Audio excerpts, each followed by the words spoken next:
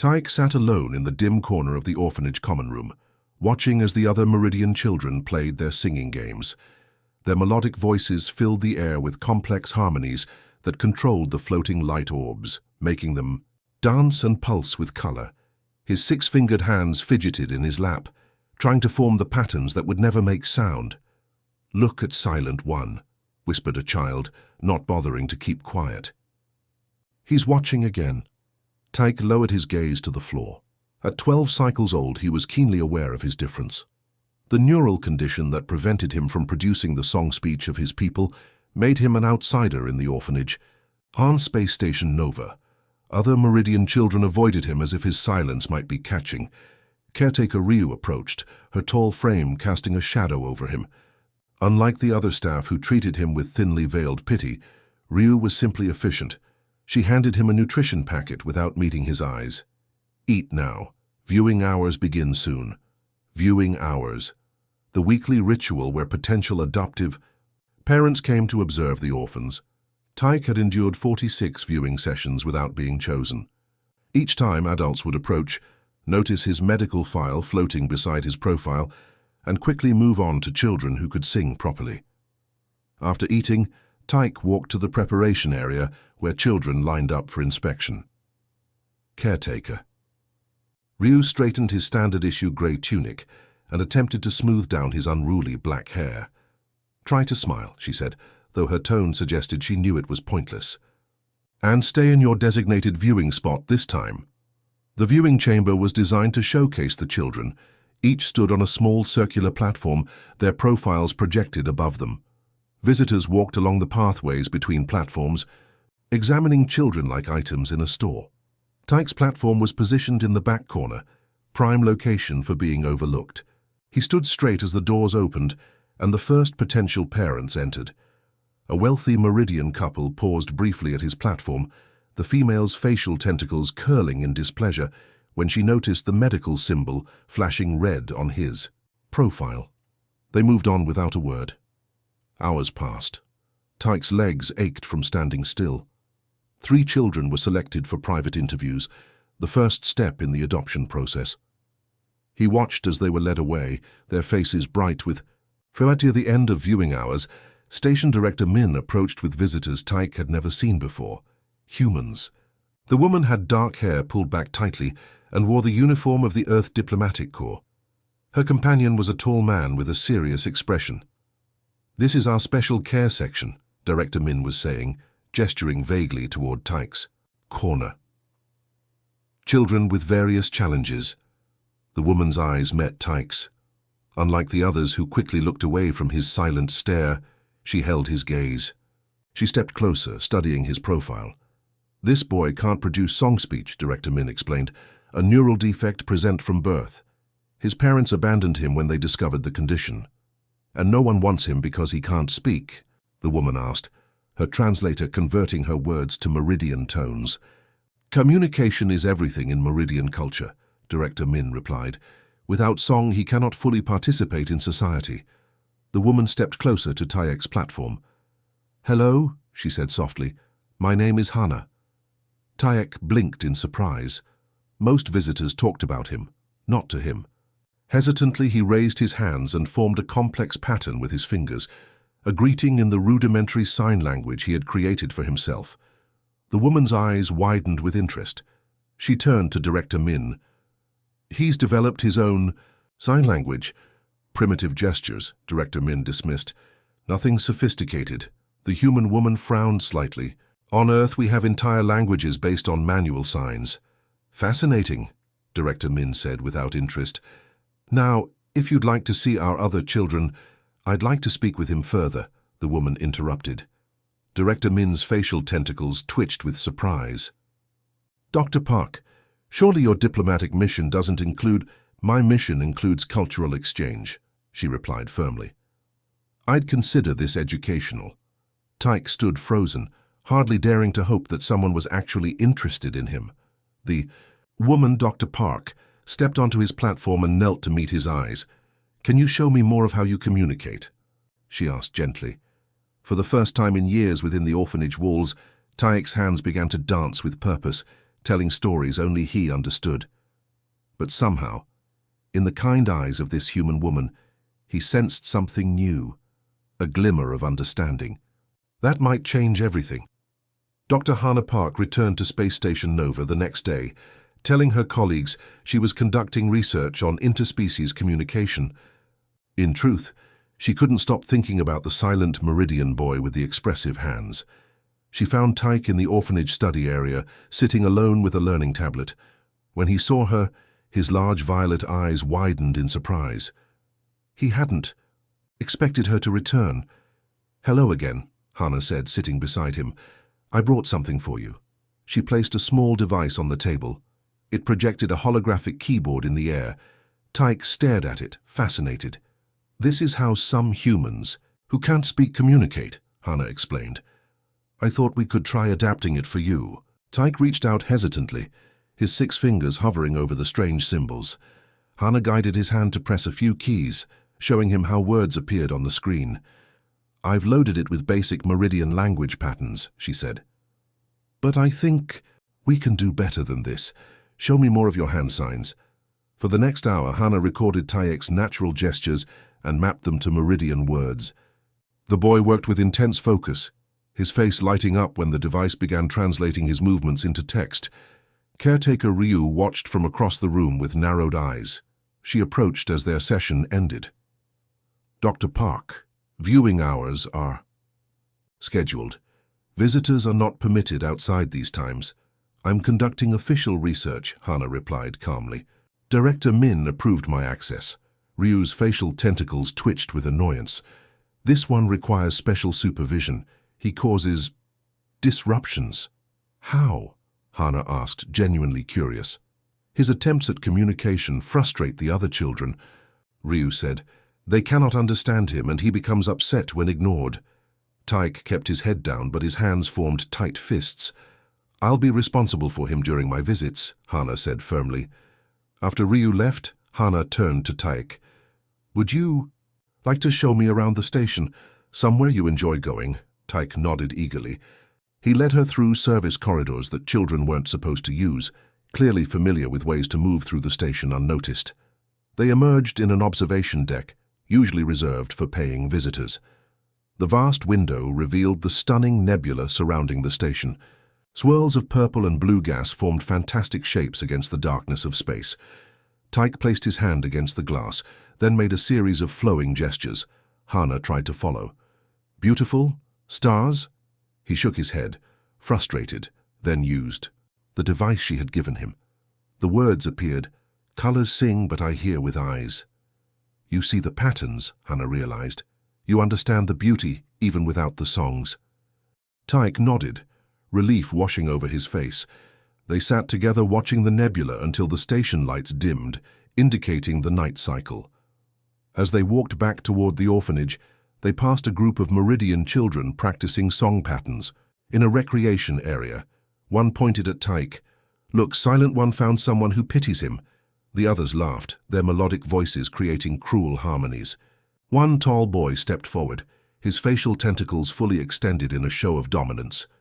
"Does your new friend know you're being transferred soon? 2 more cycles, and you're going to the mines. They don't need songs to break rocks." Tyke froze, his hands trembling. Hannah stepped between them. "What's your name?" she asked the tall boy. "Jin," he replied, surprised by her direct approach. "Well, Jin, on Earth we value different ways of thinking. Some of our greatest scientists communicated differently than others." Jin scoffed. "This isn't Earth." "No," Hannah agreed. "But perhaps it could learn something from us, just as we learn from you." The children dispersed, uncomfortable with her direct challenge. When they were alone again, Hannah turned to Tyke. "Is it true?" "About the transfer?" Tyke nodded slowly, using the device to type, "Unadopted at 14 cycles go to work camps." Hannah felt a surge of anger at the casual cruelty of the system. "How long do you have?" 30 station days. Hannah knelt to look him in the eyes. "I'm coming back tomorrow. We're going to work on our communication system. And Tyke, I promise you won't be going to any mines." For the first time since she'd met him, Tyke's face formed what could only be described as a smile. His hands moved in a pattern she didn't understand yet, but somehow the meaning was clear. Hope. The next morning, Hannah arrived at the administrative offices of Space Station Nova with determination in her steps. She had spent the night researching Meridian adoption laws and preparing her case. Director Min's assistant tried to turn her away, but Hannah insisted on a meeting. "This is highly irregular," Director Min said when Hannah was finally shown into his office. His facial tentacles were arranged in a pattern that indicated displeasure. "Our adoption procedures follow strict protocols." "I understand," Hannah replied, placing her datapad on his desk. "I've reviewed those protocols carefully. Nowhere do they explicitly forbid cross-species adoption, because it's never been attempted." Director Min's voice produced sharp, discordant tones. "Meridians need song speech for proper development. Humans cannot provide this." "With respect, Director, Tyke already lacks song speech. What he needs is understanding and adaptive communication methods, something we humans excel at." Director Min studied her with all four of his eyes. "Dr. Park, your diplomatic mission ends in 15 days. What then? Return him when you grow tired of the challenge?" "I'm applying for an extended Earth assignment." "On Nova Station," Hannah replied, "and if approved, permanent relocation." The director's tentacles twitched in surprise. "You would alter your career for this child?" "I would." Director Min tapped his desk thoughtfully. "Even if I were to consider this unprecedented request, the Meridian Council of Family Affairs must approve all adoptions. They will never agree." "Then, arrange a hearing," Hannah said. "Let me present my case." 3 days later, Hannah stood before the Council of Family Affairs. 5 elderly Meridians sat in elevated seats, their facial tentacles grey with age. Tyke waited outside with a human colleague of Hannah's. "Dr. Park," began the head counselor, his voice creating complex harmonies that made the air vibrate.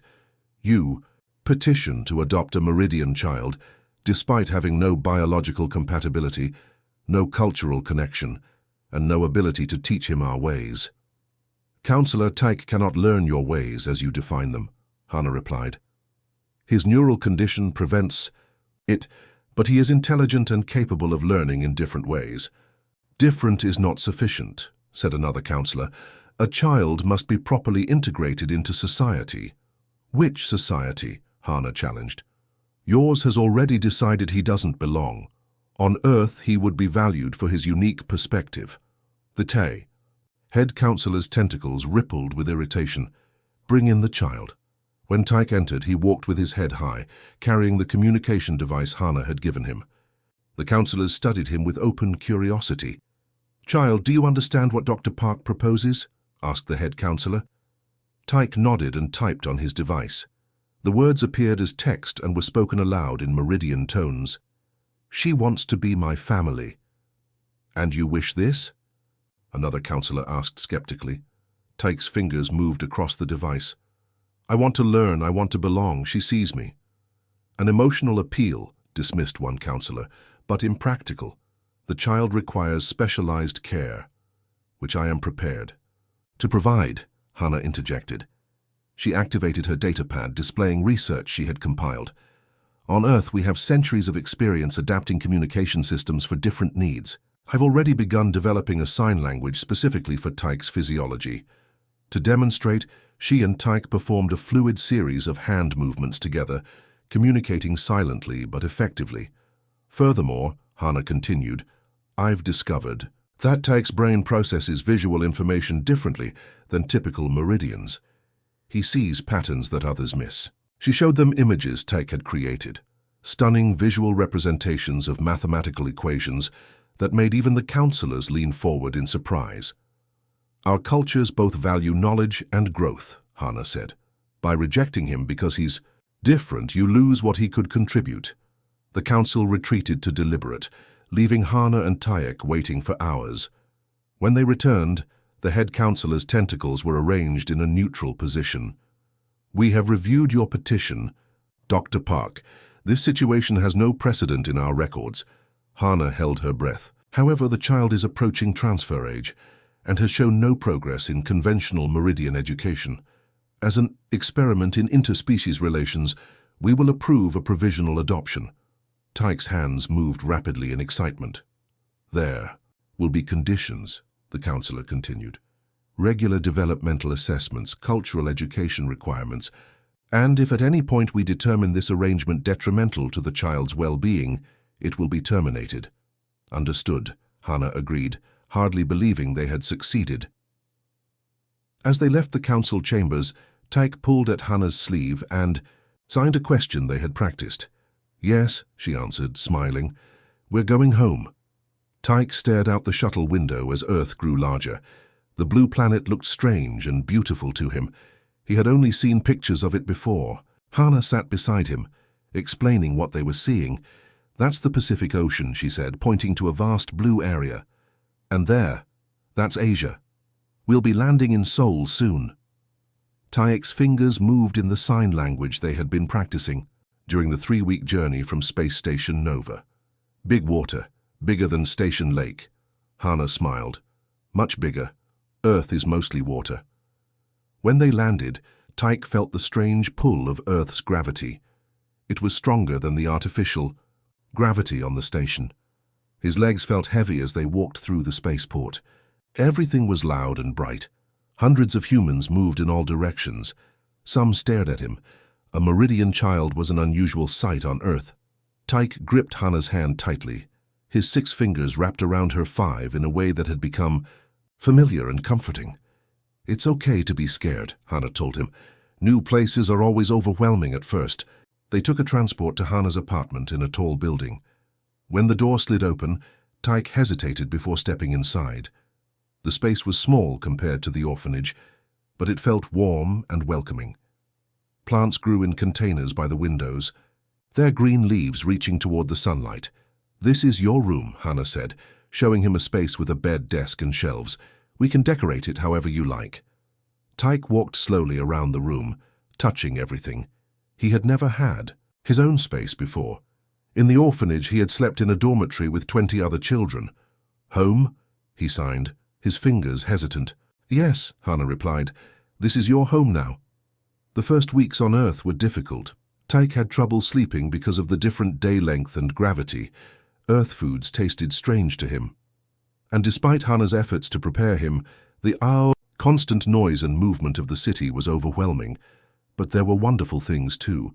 Rain falling from the sky made him dance with joy the first time he felt it. The variety of plants and animals fascinated him. And most importantly, no one expected him to speak with songs. Hannah had enrolled him in a special school where teachers worked with children from different planets and species. On his first day, Tyke sat stiffly at his desk, expecting the other students to tease him as the Meridian children had done. Instead, a human girl with curly hair smiled at him. I'm Sun, she said, her hands moving in Earth sign language that Hannah had begun teaching him. Welcome to class. The teacher, Mr. Jun, introduced Tyke to the other students. Tyke communicates differently than some of us, he explained. We'll all be learning his signs so we can talk with him. No one laughed. No one called him Silent One. When class began, Mr. Jun used both spoken words and signs, making sure Tyke could follow along. At home, Tyke started drawing pictures of the things he was learning. Hannah bought him special art supplies after noticing his talent. His 6-fingered hands created beautiful patterns that seemed to capture movement and sound in ways human artists rarely achieved. One evening, as Tyke worked on a drawing, Hannah received a call from Director Min on Space Station Nova. The council requires a progress report, he said, his facial tentacles twitching nervously. Some members have expressed concern about this child's development away from Meridian influence. Hannah showed him footage of Tyke in school, learning earth sciences and mathematics. She shared his artwork and the results of his cognitive tests, which showed remarkable progress. And his emotional state, Director Min asked. Instead of answering directly, Hannah called Tyke over. When he saw Director Min on the screen, he didn't hide or look down as he once would have. Instead, he signed confidently. Hannah translated, He says he is learning new things every day. He has friends who understand him, and he wants to know if the other children at the orphanage are well. Director Min's tentacles shifted in surprise. He cares about the others? After how they treated him? Tyke nodded and signed again. He says everyone deserves to be understood, Hannah translated, her voice filled with pride.